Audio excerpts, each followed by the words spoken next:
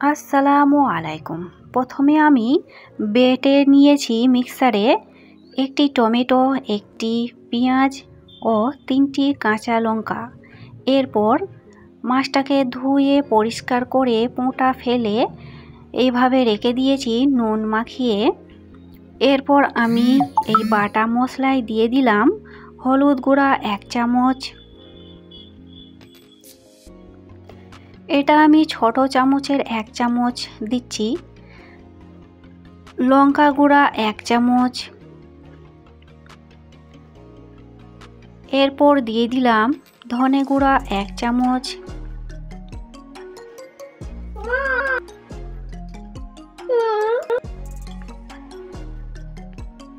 এরপর দিয়ে দিলাম 2 চামচ জিরা গুঁড়া,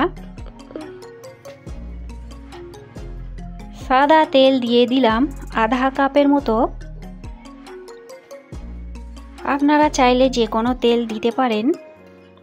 এরপর আমি চিংড়ি চুনো মাছগুলোকে দিয়ে দিলাম।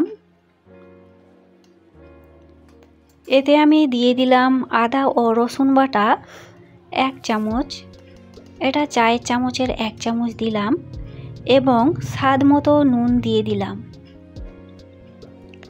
ভালো করে মাখিয়ে দিলাম। দেখুন ভালতারে মাখানো হয়ে গেছে।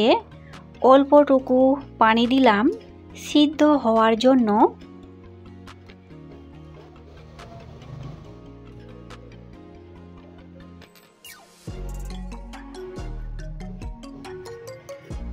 এরপর আমি গ্যাসের ওপরে বসিয়ে দিলাম এবং ঢাকনাটা দিয়ে দিলাম।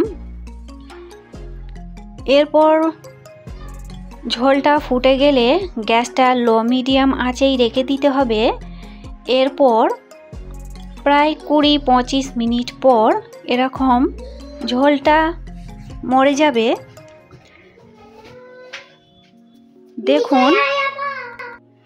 দেখুন কত সুন্দর রেসিপিটা হয়েছে। আপনারা ঘরে একবার ট্রাই করে দেখবেন। খুবই সহজ একটি রেসিপি। ভিডিওটি ভালো লাগলে পাশেই থাকবেন।